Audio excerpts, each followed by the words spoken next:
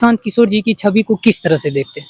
देखिए, प्रशांत किशोर जी की जहाँ तक बात है, तो प्रशांत किशोर जी पहले भी रणनीतिक सलाहकार रह चुके हैं और पूरे भारत में मोटा-मोटी अगर कहा जाए तो 16-17 जगह मुख्यमंत्री बनाने में अपना दायित्व निभाए हैं। तो नमस्कार, अभी मैं मौजूद हूँ संजय गांधी पार्क सहरसा में और आज विधानसभा चुनाव जो है वो बहुत ही करीब आ चुके हैं। तो आज जनता से विधानसभा चुनाव को लेकर के बातचीत करेंगे। तो सबसे पहले आपका क्या नाम है? मेरा नाम आशुतोष कुमार। और देख रहे हैं कि विधानसभा चुनाव जो है वो बहुत ही नजदीक आ गए हैं। तो क्या लगता है कि जो वर्तमान सरकार है उसको बिहार में रहना चाहिए या फिर नहीं रहना चाहिए? बिल्कुल नहीं रहना चाहिए, क्योंकि समय की जो मांग है वो नौकरी की है। बिहार में सबसे ज़्यादा बेरोजगारी और पलायन ये बहुत बड़ी मुद्दा है, जिसको कि जल्द से जल्द ख़त्म किया जाए। और जब तक कोई भी सरकार रहे, हम व्यक्तिगत किसी का ना विरोध कर रहे हैं ना सपोर्ट कर रहे हैं। मेरा कोई मंशा भी नहीं है जो मैं व्यक्तिगत किसी राजनीतिक दल का विरोध करूं, लेकिन अभी का जो दौर है ये सबसे बड़ा रीजन है यहाँ बेरोजगारी और पलायन। और जो इस मुद्दे पे बात करेगी उसी की सरकार बनना चाहिए। अच्छा, आपने कहा कि कोई भी सरकार हो, किसी की भी सरकार हो, लेकिन सबसे बड़ी मुद्दा बिहार में बनी हुई है बेरोजगारी, पलायन। मतलब इस मुद्दा पे जो बात करेगी वोट करते हैं। 100%। तो देख रहे हैं कि एक नेता है जो जन स्वराज के नाम से प्रशांत किशोर जी हैं। वो कहते हैं कि जब हमारी बिहार में सरकार बनेगी तो सबसे पहले हम पलायन पे रोक लगाएंगे और उसके बाद जो भी बेरोजगार हैं उनके लिए फैक्ट्री और अन्य कामों के लिए, बुजुर्ग के लिए पेंशन है उनको भी बढ़ाएंगे। प्रशांत किशोर जी की छवि को किस तरह से देखते हैं? देखिए, प्रशांत किशोर जी की जहाँ तक बात है, तो प्रशांत किशोर जी पहले भी रणनीतिक सलाहकार रह चुके हैं और पूरे भारत में मोटा-मोटी अगर कहा जाए तो 16-17 जगह मुख्यमंत्री बनाने में अपना दायित्व निभाए हैं। अगर सच्चाई सोच लेके बिहार के लिए अगर वो कुछ करना चाहते हैं तो ज़रूर उनको सपोर्ट करना चाहिए। और अगर वो बोल रहे हैं जो पलायन बेरोजगारी अगर मुद्दा को वो हटाएंगे बिहार से, तो हम लोग का 100% युवाओं का, और जो भी पलायन और बेरोजगारी पे बात करेगा उसको युवाओं का सपोर्ट रहेगा। अच्छा, देख रहे हैं प्रशांत किशोर जी जो है वो बिहार बदलाव रैली यानी कि 3 साल से पैदल चल रहे हैं। तो क्या लगता है कि प्रशांत किशोर जी की सरकार बनने के बाद वो बिहार बदलाव के लिए कुछ करेंगे? देखिए, सबसे बड़ा चीज है जो सोच में सच्चाई होना। ठीक है, जो दृष्टिकोण अभी प्रशांत किशोर जी दिखा रहे हैं बिहार में, और सड़क से लेके गांव-गांव तक गए हैं, गांव-गांव जा के वहां रैली किए हैं, हर आदमी को जगाने का प्रयास कर रहे हैं। लेकिन बिहार में चुनाव के समय सबसे बड़ा मुद्दा कोई विकास, कोई पलायन या कोई डेवलपिंग पे बात ही नहीं करता। सबसे बड़ा बात होता है राजनीति में, जैसे ही चुनाव आएगी सबसे बड़ा मुद्दा हो जाएगा जाति का।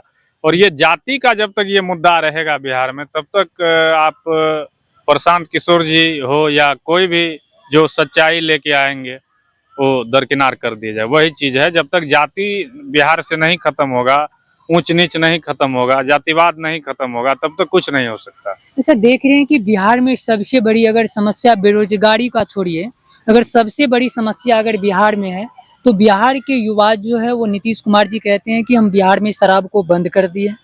लेकिन अभी देख रहे हैं कि शराबबंदी से मतलब जो युवा है वो सूखा नशा करके स्मैक, अफीम फफीम क्या सब होता है उनको पता नहीं उतना, लेकिन देख रहे हैं कि सूखा नशा करके 25 साल 30 साल में उसकी मृत्यु हो जाती है। और हमारी सरकार कहती है कि हम शराब को बंद कर दिए हैं, नशा को बिहार में बंद कर दिए हैं। तो आपको क्या लगता है? देखिए, कहीं से भी अगर देखा जाए तो शराब कहीं भी बंद नहीं है। पूरे बिहार में 2016 से ही जिस दिन से शराब बंद की गई है, उस दिन से हर घर में होम डिलीवरी के माध्यम से हो जो है सो शराब पहुंच रही है। दूसरा चीज, सबसे बड़ा चीज है जो शराब जो बेचवाता है, अगर सरकार का उसमें मर्जी नहीं रहता तो कोई भी जो छोटा छोटा बच्चा हम देखे हैं अपने गांव मोहल्ले में, अपने शहर में, जो छोटा छोटा बच्चा जिसका उम्र है पढ़ने का, वो अपने बैग में शराब लेके होम डिलीवरी करता है। तो कहीं ना कहीं इसमें सरकार की विफलता है। और सबसे बड़ी बात है, जो अगर सरकार का मानसिकता सही रहेगा तो शराब बंद होने के बावजूद ये नहीं बिक सकता है। दूसरा चीज, ये जो जहां तक सूखा नशा का बात है, तो शराबबंदी के बाद अगर देखा जाए तो आप कहीं भी चले जाइए, सहरसा, सुपौल, मधेपुरा, आपको हर गली में, एक एक गली में 100-100, 200 कोरेक्स का बोतल आपको रोड किसी किनारे फेंका हुआ मिल जाएगा। उसके बाद आप जाइए, देखिएगा, आप बहुत जगह देखते हैं छोटा छोटा बच्चा जो है पन्नी में क्या लेके न सूंघते रहता है।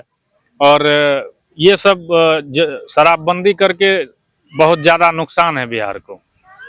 अच्छा, आपका क्या नाम है? सर मेरा नाम निरंजन कुमार हुआ।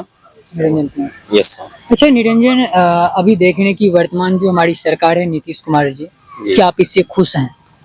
नहीं सर, मैं बिल्कुल खुश नहीं हूँ और ज़्यादा नाराज भी नहीं हूँ, क्योंकि जो भी सरकार ये करे, जैसे कि लोकतंत्र की परिभाषा होता है कि लोगों का लोगों के लिए, जबकि यहाँ पे जो भी अगर मान लीजिए चुनाव में कुछ वादा करके गया, ये लोग का लोगों के लिए भूल जाते हैं, अपनों का अपनों के लिए सोचते रहते हैं। तो इसलिए मैं इनसे ये ज़्यादा नहीं हूँ खुश।